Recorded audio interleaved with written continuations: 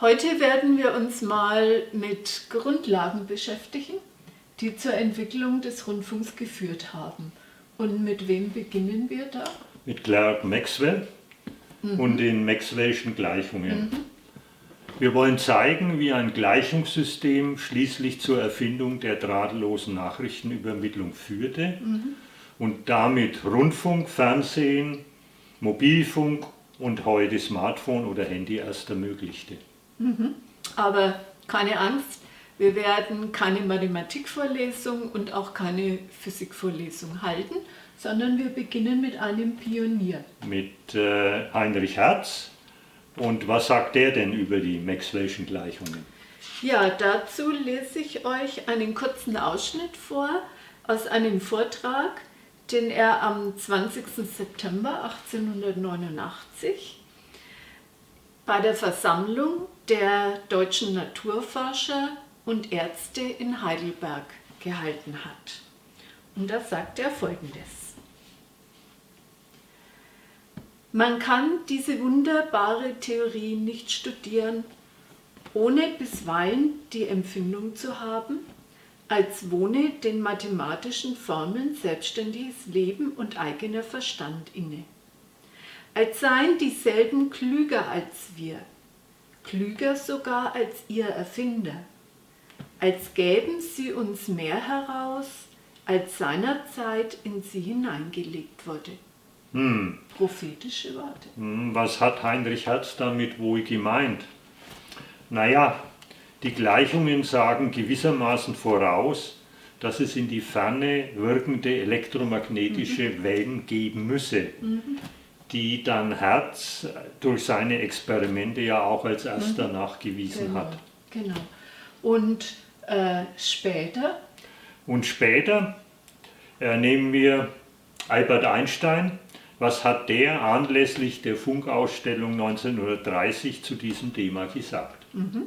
Denkt auch an Maxwell, der die Existenz elektrischer Wellen auf mathematischen Wege aufzeigte, an Hertz, der sie zuerst mit Hilfe des Funkens erzeugte und nachwies, gedenket besonders auch Liebens, der in der elektrischen Ventilröhre ein unvergleichliches Spürorgan für elektrische Schwingungen erdachte, das sich zugleich als ideal einfaches Instrument zur Erzeugung elektrischer Schwingungen herausstellte.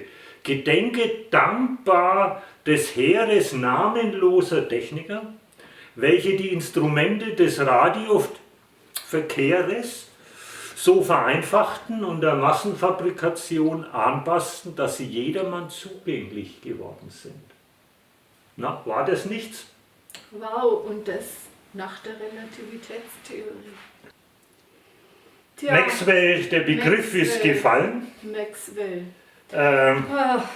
Da stöhnt jeder Elektrotechnikstudent. Also wir haben ja unsere T-Shirts mit den Formeln angezogen. Elektrizität und Magnetismus wurden als zwei unterschiedliche Phänomene betrachtet. Vielleicht ein kurzer historischer Abriss, was sich da so getan hat, wie sich das entwickelt hat. Das elektrische Feld von ruhenden Ladungen hat der Coulomb so um die 1785 entdeckt. Dann gleichförmig bewegte Ladungen, die ein magnetisches Feld erzeugen. Das hat der Oersted schon 1820 gemacht. Dann die zeitliche Magnetfeldänderung, da kommen wir noch drauf, Induktion. Der Michael Faraday 1831 und das Fehlen magnetischer Monopole, das hat der Ampère nachgewiesen. Es gibt nur geschlossene Magnetfeldlinien. Ampere ist ja meistens noch bekannt als Einheit für die Stromstärke, aber er hat natürlich weitaus mehr gemacht. Und der gute Hertz? Der gute Hertz, der hat 1888 dann die Theorie von Maxwell durch Experiment gezeigt, dass das auch stimmt. Also sozusagen kam er später. Genau.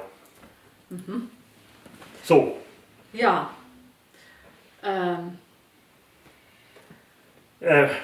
Fangen wir mit dem... Mir fällt da so spontan ein, elektrisch-magnetisches Feld, diese Linien, Feldlinien, die wir immer in der Schule auch sehen, Eisenpfeilspäne streuen, plötzlich entstehen diese Linien. Genau, das seht ihr jetzt hier unten eingeblendet. Der Faraday entwickelte ein Konzept der Feldlinien und er war ein genialer Experimentator. Daher die Eisenpfeilspäne. Ja, aber ich meine, auch da muss man natürlich erstmal drauf kommen, um Kraftwirkungen sichtbar zu machen. Und wir werden drauf kommen, dass Feldlinien ja gedachte Linien sind, die eigentlich nicht existieren.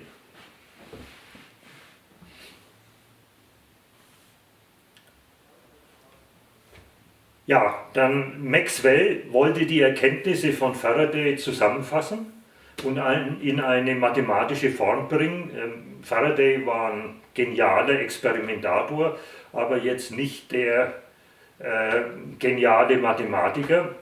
Das war aber Maxwell und der hat jetzt eine mathematische Theorie entwickelt, wo das magnetische und das elektrische Feld miteinander verknüpft wird. Das ist eine Geschichte, die damals ja auch diskutiert wurde, die Feldtheorie, sofortige Fernwirkung oder dauert es eine bestimmte Zeit, bis sich ein Feld ausgebreitet hat. Ja, wie schon gesagt, der Maxwell hat die Vereinheitlichung zum Elektromagnetismus gemacht und das ist eigentlich die Grundlage für die gesamte Elektrotechnik heute. Also eigentlich, wenn wir an unseren guten alten von Weiß denken, den wir hatten, in diesen 4 Formeln ist alles, steckt die ganze Elektrotechnik. Mehr braucht man nicht zu wissen. Jetzt zu unserem schönen T-Shirt. Diese 4 Gleichungen, die hier aufgeschrieben sind, zur Schreibweise für die, die sich ein bisschen auskennen mit Elektrotechnik. Wir haben das E, das ist die elektrische Feldstärke. Hier, ja, das ist ein Vektor. Und wir haben B, die magnetische Flussdichte, das ist auch ein Vektor. Und wir haben J, die Stromdichte, die auch ein Vektor ist. Die dann als Rechenvorschrift sind 2 Zeichen hier zu sehen. Vektoren sind es ja, weil wir uns im dreidimensionalen Raum bewegen. Genau. Und wir haben hier das Skalarprodukt und haben hier das Vektorprodukt. Und wir dürfen nicht vergessen, diesen Nabla-Operator hier. Nabla ist ein phönizisches Saiteninstrument gewesen, das in etwa diese Form hatte und das haben die Mathematiker benutzt. Es ist jetzt, steht für die partielle Ableitung nach x, y und z, also im dreidimensionalen Raum. Das muss man jetzt nicht im Einzelnen verstehen. Uns ist nur wichtig, dass man vielleicht ein bisschen einen Eindruck kriegt, was diese Gleichungen aussagen. Ja, dann fangen wir an. Wir doch mal hier. Ganz unten. Arbeiten wir uns von unten nach oben, ist auch gut, ja. Die unterste Geschichte ist die Verallgemeinerung des Durchflutungsgesetzes. Die gibt den Zusammenhang zwischen Stromstärke und magnetischer Feldstärke an, respektive magnetischer Induktion, hier in dem Fall mit B. Das ist eine Geschichte, die in jedem Lautsprecher und Kopfhörer zur Anwendung kommt. Es muss ja Strom letzten Endes dann auch in magnetische Induktion oder in Feldstärke umgewandelt werden. Wir haben das jetzt veranschaulicht nochmal. Links unten seht ihr jetzt den Schnitt durch einen stromdurchflossenen Leiter. Das heißt, da gibt es die rechte Handregel. Der Strom fließt jetzt quasi in den Bildschirm und die gedachten Feldlinien umschließen den Leiter. Und hier sieht man jetzt sehr schön, was mit den Feldlinien auf sich hat. Das sind die Kräfte, die auf einen Probemagneten, auf einen Probedipol, auf einem sehr kleinen ausgeübt werden. Und dann sehen wir hier so ein gesamtes Vektorfeld und die Vektoren bilden jeweils die Tangente an diese gedachten Linien. Aber wir müssen im Hinterkopf behalten, es gibt keine Feldlinien, sondern es gibt nur diese Kraftwirkung. Ja, wir haben die Verallgemeinerung des Durchflutungsgesetzes gesehen und jetzt kommen wir zur Verallgemeinerung des Induktionsgesetzes. Hier. Ja. Genau, richtig. Das sagt jetzt aus, dass die Wirbel des elektrischen Feldes sind von der zeitlichen Änderung der magnetischen Flussdichte abhängig. Zeitliche Änderung zeigt hier dieses dB nach dd. Man kann auch allgemein sagen, wenn man es in der Elektrotechnik betrachtet, die induzierte Spannung ist der Differentialquotient dphi nach dd oder einfacher für kleine Bereiche kann man dann auch rechnen, induzierte Spannung ist Delta Phi zu Delta D. Wozu braucht man das Ganze? So werden zum Beispiel die Netzteile für Smartphones dimensioniert und die Gleichspannungswandler, die man zum Beispiel in Solardächern braucht oder in Spannungswandlern für die Energiewende. Also ist der Maxwell nicht veraltet? Nee, der ist absolut nicht veraltet. Die Grundlagen sind heute noch genauso gültig, wie sie damals gültig waren. Und in der Geschichte steckt, wenn man es klug anstellt, auch das gute alte Ohmsche Gesetz, kommt unter bestimmten Vereinfachungen dann zustande. So, jetzt haben wir das hier erreicht. RSU durch I. Genau. Wenn ihr euch dann noch erinnert an den Physikunterricht in der Schule. Genau. So,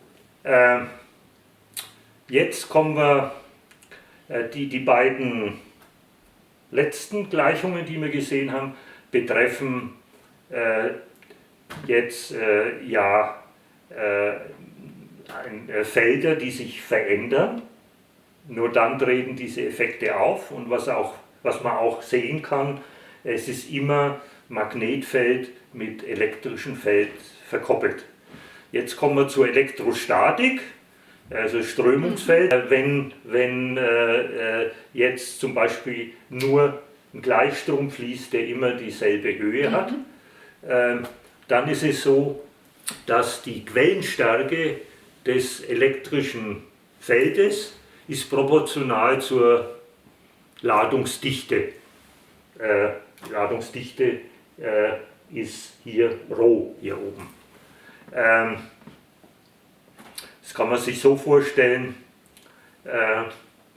die Quellenstärke, ja, vielleicht simpel gesprochen, je mehr Elektronen vorhanden sind, desto stärker desto größer wird dann auch die Ladungsdichte sein. Okay, das war jetzt die obige Gleichung. Und jetzt kommen wir ja zur relativ simplen. Ja, jetzt kommen wir zur relativ simplen, aber wir haben... Zumindest sieht sie so aus. Die sieht so aus. Wir haben diskutiert, so simpel ist sie gar nicht, aber die Aussage ist sehr einfach. Sie besagt nämlich, dass die magnetische Feldstärke quellenfrei ist, wie wir an dem einfachen Beispiel mit der Spule und den Eisenfallspänen gesehen haben, sind die Feldlinien, die gedachten Feldlinien, in sich geschlossen. Es gibt also keine magnetischen Monopole. Es gibt immer Nord- und Südpol. Es gibt immer Nord- und Südpol, ja, und während es jetzt bei Ladungen, ich kann eine positiv geladene Kugel haben und dann gehen die gedachten Feldlinien der elektrischen Feldstärke in den Raum. Das heißt also, das ist eine Quelle, ohne dass die Feldlinien sich dann zurück wieder schließen. Ja, was die Geschichte ist halt hier mathematisch beschrieben mit die Divergenz B ist 0 oder Nabla B ist 0. Schaut sehr simpel auf, aber mathematisch, man braucht natürlich für diese Gleichungen Vektoranalysis und Differentialrechnung. Und das macht es ja nicht ganz einfach, wie wir aus dem Studium wissen. Was man sehr schön sehen kann, wir haben ja eingangs erzählt schon, dass Maxwell jetzt wunderbar die vorher gedachten Phänomene Magnetfeld und elektrisches Feld, also oder Strom und Magnet miteinander verbunden hat zu einer Theorie. Das heißt, wir sehen ja da in den Formeln, da taucht immer mit der Induktion das Magnetfeld auf und mit E die elektrische Feldstärke. Das ist ja auch so. Und das ist ja auch so. Da, wo elektrisches Feld ist. Ja, zum Beispiel, wo du vorhin mit dem Kondensator, nicht? Wenn wir einen Kondensator haben und den jetzt an Wechselspannung anschließen, sodass sich also die elektrische Feldstärke zwischen den Platten ändert, dann umgeben die elektrischen Feldlinien ein magnetisches Feld. Das kann man auch nachmessen. Das ist was ich im Physikunterricht nicht verstanden habe oder nicht erklärt worden ist, sondern erst im Studium dann halt erfahren habe. Ja, was ist das Tolle daran? Für die Elektrotechnik gibt es quasi schon eine vereinheitlichte Theorie und die Kernphysik, die sucht danach. Das heißt, dort die große vereinheitlichte Theorie oder international Grand Unified Theory, GOT, und die versucht, die 4 Kräfte, die es gibt, also die Schwerkraft, die Gravitation, die elektromagnetische Kraft, da haben wir schon ja... Die sind ja schon vereinheitlicht. Ne? Da haben wir ja schon Maxwell, ja. Genau. Dann die starke Kernkraft und die schwache Kernkraft. Vielleicht über Ladung im Magnetfeld haben wir ja geredet, aber die starke Kernkraft ist die Kraft, die im Kern Protonen und Neutronen zum Beispiel zusammenhält. Und die schwache Kernkraft tritt jetzt auf, wenn Veränderungen im Kern stattfinden. Das heißt zum Beispiel beim Zerfall, beim Radioaktiven, dann wird die schwache Kernkraft wirksam. Aber in dem Zusammenhang ist doch schon seit gefühlten Jahrzehnten die Stringtheorie. Ja, über 30 Jahre hat sich da nichts getan. Also es wird eine gemeinsame Urkraft gesucht. Früher hat man es auch bezeichnet, a Theory of Everything. Nicht? Weil, würde alles erklären dann, aber soweit ist es noch nicht. Im Moment ist die gängigste Theorie dafür, um das zu vereinheitlichen, die Stringtheorie. Aber das Fatale an der Stringtheorie ist, dass man sie nicht durch Experimente erhärten kann, niemals auch erhärten können wird, weil halt diese Strings, diese schwingenden Saiten, die man da als kleinstes Teilchen dann annimmt, so klein sind, dass man sie nicht jetzt sichtbar machen kann. Aber oder man hat doch jetzt wieder so einen großen Collider gebaut. Ja, aber die Berechnungen würden zeigen, dass das schon über unsere Milchstraße hinausgeht, der Kernbeschleuniger, die Energien, die man da bräuchte. Ne? Aber eins ist sicher, wenn denn jetzt so eine große vereinheitlichte Theorie gefunden wird, die diese Kräfte, die 4 Kräfte vereinheitlicht, dann ist ein neues T-Shirt fällig und dann wird man unser neues kaufen. Ne? Das ist doch ganz klar. Die Frage ist nur, ob es dann noch Platz hier genug ist. passt Ja. oder man spricht ja dann auch von 10 Dimensionen und mehr. Ach so, ja. Welcher Formelapparat ja, ist ob dann wir da ist- mit unseren 3 Dimensionen zurechtkommen, genau. ist die Frage. Ne? Ja. Okay, also, Gut, aber trotzdem muss man doch mal sagen, an der Stelle, weil man so oft hört, zu der Zeit, wo Maxwell, Hertz, Faraday, Coulomb gelebt haben, ach, die haben mal wieder Galvani mit Fröschen ein wenig experimentiert, wo die Schenkel gezappelt haben und so. Aber da sind doch grundlegende, wichtige Dinge eigentlich entstanden, was in dieser Zeit von den Leuten ja. erforscht worden ist und definiert worden ist, auch mathematisch gefasst worden ist. Ja, und es ist, was wir einleitend gesagt haben, die 4, die die Grundlagen dafür geliefert haben, das war nicht so primitiv, wie man sich vorstellt, dass der Ampere ein bisschen das Ampere definiert hat und der Faraday ein bisschen einen Magneten in, Funken beim Herz dann, sondern das waren schon ausgefuchste Theoretiker und Mathematiker, denn man muss ja bedenken, mit welchen Mitteln sie das auch damals gemacht haben. Klar. Jetzt fehlt uns ja noch, was wir eingangs gesagt haben, von den Grundlagen, so 1888. Der Heinrich Hertz beweist durch seine Experimente die mit den Maxwell'schen Gleichungen vorausgesagte Existenz von elektromagnetischen Wellen. Jetzt verlangt aber nicht von uns, dass wir jetzt in der Zeit hier die elektromagnetischen Wellen ableiten.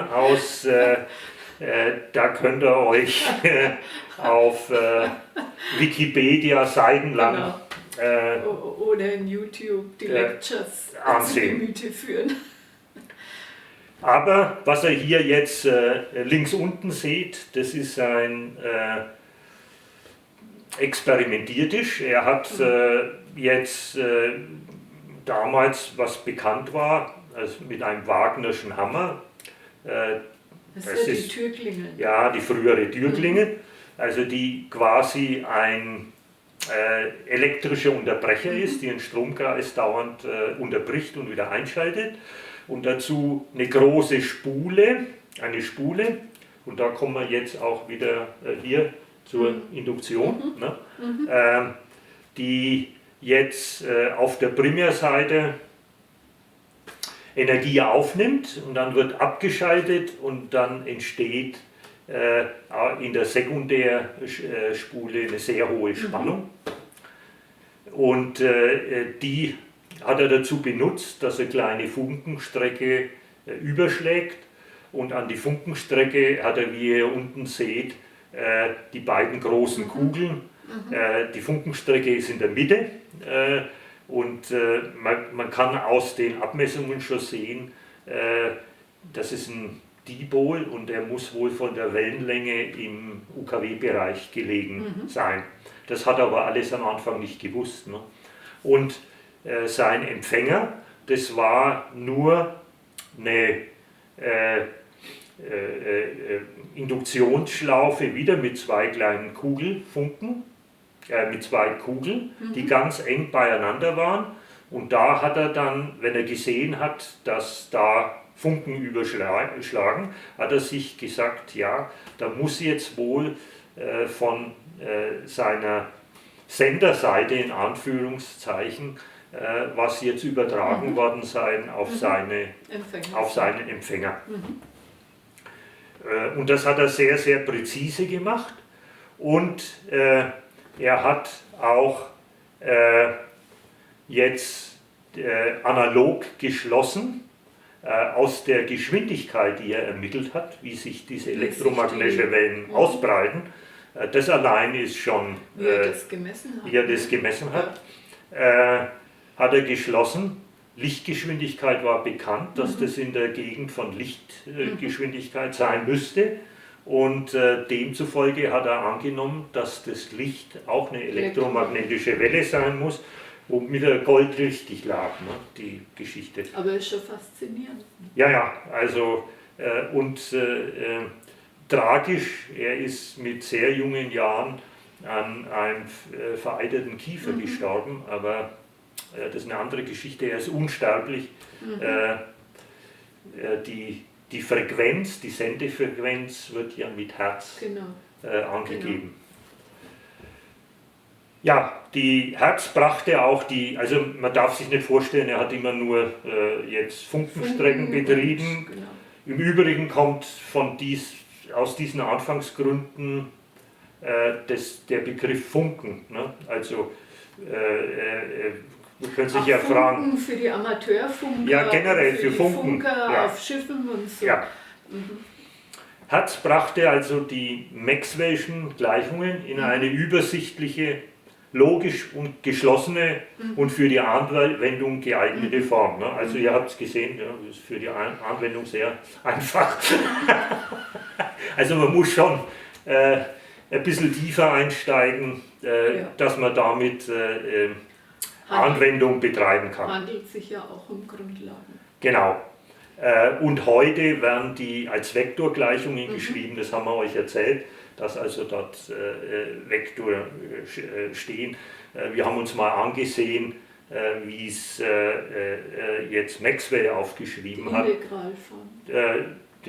Der hat, ich weiß jetzt nicht mehr, wie viele Gleichungen er gehabt hat, jedenfalls sehr viel unverständlicher als in die Form, die es heute gebracht worden ist.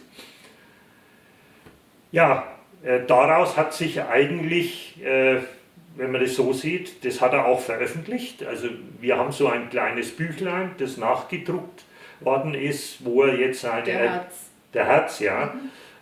Und daraus hat der Marconi seinen ersten Sender entwickelt. Er hat dazu natürlich noch eine Empfängergeschichte entwickeln müssen, die empfindlicher ist als eine Funkenstrecke. Damit ist ja schwierig, irgendeine Information zu übertragen. Und Marconi war auch der Erste, der dann mit seiner Technik, die im Wesentlichen auch darauf bestand, dass eine Kugelfunkenstrecke übergeschlagen hat, den Atlantik überbrückt. Es ging natürlich nur mit Morsecode, weil das ja gedämpfte elektromagnetische Wellen sind, die mit jedem Überschlag ausgelöst werden. Damit kann man keine Musik oder Sprache übertragen. Und zum Beispiel der Sender, der auf der Titanic SOS gegeben hat zum ersten Mal, der hat auch noch mit gedämpften elektromagnetischen Wellen gearbeitet und natürlich Morsecode. Also keine Musik- oder Sprachübertragung. Der erste bessere Sender, der das zuließ, dass man also einen Schwingkreis anstößt. Und also der ich dann habe praktisch höhere Frequenzen oder nicht gedämpfte genau, Wellen gebracht. nicht auf gedämpften Wellen beruht, ist der Lichtbogensender, und da nützt man den negativen Widerstand des Lichtbogens aus. Sehr clever zur Entdämpfung des Schwingkreises. Allerdings, der war dann geeignet zur Sprach- und Musikwiedergabe, aber das hat dann so ausgeschaut, dass in der Antennenleitung im Fußpunkt zum Beispiel ein Mikrofon, Kohlemikrofon war, das 10 Ampere hat verkraften müssen, weil ja der gesamte Antennenstrom dadurch fließen musste, um eine Modulation zu erreichen. Man hat dann viele Kohlemikrofone parallel geschaltet, aber erst, wie man dann die Idee mit einem Übertrager im Fußpunkt das realisiert hat, dann war man auch davon abgekoppelt, dass das Mikrofon direkt an der Sendeantenne im Fußpunkt montiert war. Aber sowas mussten die ja dann in Wusterhausen schon haben? Oder hatten die noch? In Wusterhausen, die hatten einen Lichtbogensender und die hatten auch diese gesteuerte Drossel schon, die im Fußpunkt lag. Das heißt also, sie mussten nicht zur Antenne Antenne hingehen und Daten spielen. Genau. Und mit diesem Lichtbogensender ist dann ja auch die erste Sendung gefahren worden. Damals, zu der Zeit, gab es auch schon Verstärkerröhren, elektronische Röhren, aber die Röhrentechnologie, erst mit der war natürlich die Sendetechnik für Audiosignale handhabbar und nicht mit so einem großen Aufwand verbunden. Die Erfindung der Elektronenröhre ist unabhängig von dem Österreicher von Lieben und von De Forest in den Vereinigten Staaten gemacht worden. Das war eine Triode. Und der von Lieben hat es eigentlich für den Telefonverkehr, also für weite Verbindungen als Verstärker-Element betrachtet. Und deswegen wird oft auch dieses Vokabular vom Relais benutzt. Das hat natürlich mit einem mechanischen Relais nichts zu tun gehabt. Aber jetzt hätten wir dann eine Verstärkerröhre, aber damit können wir nicht senden. Da gab es diese fantastische Erfindung von dem Meisen. Der hat die Rückkopplung erfunden. Das heißt also, dass wir jetzt das Signal, wenn man sich vorstellt, im Anodenkreis ist ein Schwingkreis. Und jetzt wird aufs Gitter die Schwingkreisfrequenz zurückgekoppelt und dann wird eine ungedämpfte Schwingung erzeugt.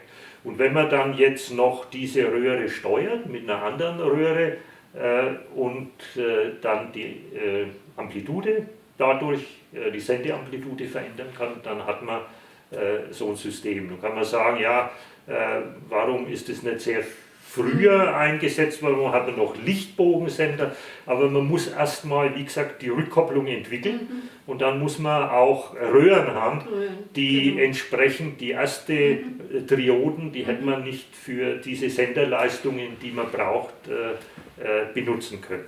Jetzt seht ihr links unten, wie man sich denn einfach vorstellen kann, in Anführungszeichen, wie denn das mit den elektromagnetischen Wellen. Da sind wir wieder beim Kondensator. Ne? Genau. Das besteht jetzt, dieser Kreis mit dem Sinus drin, der ist quasi der Schwingungserzeuger, wo wir jetzt über Meisen geredet haben und die Rückkopplung. Also so müssen wir uns vorstellen, der erzeugt jetzt zum Beispiel auf Mittelwelle 800 Kilohertz, sind wir wieder bei unserem Herz. Mittelwelle? Mittelwelle, natürlich. Mittelwelle war Mittel- und Langwelle, so hat alles begonnen. Ne? Ja. Und dann haben wir einen Übertrager, kommen wir wieder zur Induktion, der jetzt auf diesen Schwingkreis einwirkt. Der besteht aus einem Kondensator und einer Spule. Und in dem Kondensator, da hatten wir ja kurz schon drüber gesprochen, wir haben eine Wechselspannung erzeugt. Diese Wechselspannung liegt an den Platten und damit gibt es ein sich änderndes elektrisches Feld und das sich ändernde hat ein Magnetfeld zur Folge, was jetzt durch diesen Kreis aufgezeigt ist. Und nun ist die Idee, dass man jetzt diesen Kondensator öffnet, denn das elektrische und magnetische Feld befindet sich ja jetzt nur zwischen diesen beiden Platten, im Wesentlichen. Die Zeichnung daneben zeigt jetzt, wenn wir statt dieser Platten, die eng nebeneinander liegen, ein Dipol anschließen, also zwei Stäbe, dann... Ich öffne quasi den Kondensator. Genau.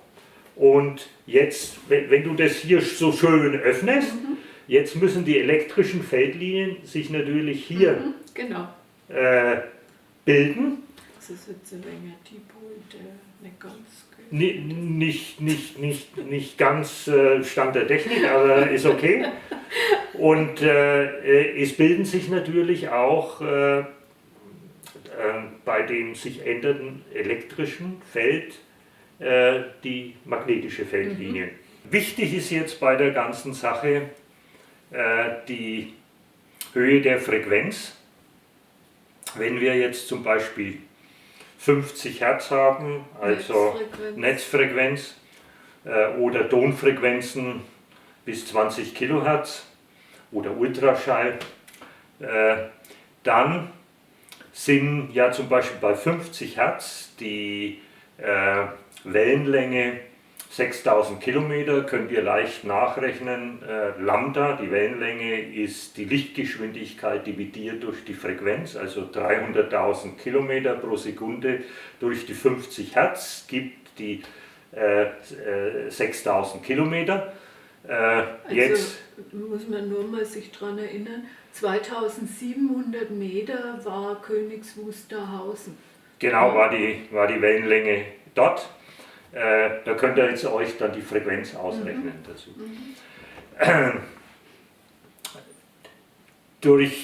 Da ist dann auch klar, dass durch die endliche Ausbreitung auch der Spannung auf dem Dipol dann bei 6000 Kilometer Wellenlänge das keine Rolle spielt. Das heißt, die Frequenz muss höher sein, damit sich jetzt einen Spannungsunterschied und damit Feldstärke ausbilden kann zwischen diesen beiden Dipolen. Und wie wir ja schon gehört haben, beim Heinrich Hertz waren es ja um die 80 Megahertz und er hat so Dipollänge dann von 75 cm auf jeder Seite gehabt. Ja, schematisch können wir uns das jetzt ansehen an der Einblendung links unten. Wir sehen, die Spannungsverteilung auf dem Dipol ist mit Plus Minus aufgezeichnet, wie die auch wandert. Und wir sehen, dass sich jetzt diese elektrischen Feldlinien nicht mehr über den Dipol schließen, weil sich da inzwischen die Spannungsverteilung geändert hat. Und sie schließen sich dann im Raum selber und werden dann quasi abgestrahlt. Immer natürlich in Verbindung auch mit den magnetischen Feldlinien. Ja. Ich finde es sehr interessant, wie du jetzt von Feldlinien sprichst, die sich schließen und ablösen und toll. Und vorher haben wir erzählt, dass Feldlinien nicht gibt, ne? Fantastisch. Genau. Ja, du erinnerst dich auch noch. Das ist der Unterschied zwischen Theorie und Praxis. Du erinnerst dich auch im Studium, Ja. der Professor Dr. von Weiß, der hat immer so schön gesagt, elektromagnetische Felder und Wellen sind der Zustand eines Raumes. Und dann haben wir alle gestaunt und ja, also so kann man es ausdrücken, aber es bleibt dabei, Feldlinien sind gedachte Linien. Wir haben erklärt ja, dass es eigentlich ein Vektorfeld ist und die Feldlinien immer darstellen, die wie jetzt diese kleinen Vektoren Tangenten zu dieser Feldlinie bilden. Aber es gibt ein schönes Zitat von Kant, der hat in der Kritik der reinen Vernunft Folgendes gesagt: Was die Dinge an sich sein mögen, weiß ich nicht und brauche es nicht zu wissen, weil wir doch niemals ein Ding anders als in der Erscheinung vorkommen kann. Ja, könnten wir jetzt auf die Felder und Wellen auch sagen. Wir sehen die Erscheinungen. Haben uns gute Modelle gemacht. Haben uns gute Modelle gemacht, aber was das Ding an sich ist, wissen wir leider nicht und wir sagen halt dann, das ist der Zustand eines Raumes. Nicht? Und das macht es dann immer so schwierig, wenn man in die Tiefen dieser Gleichungen geht, dass man dann oft ins Zweifeln kommt, ob man jetzt noch was verstanden hat. So ist es.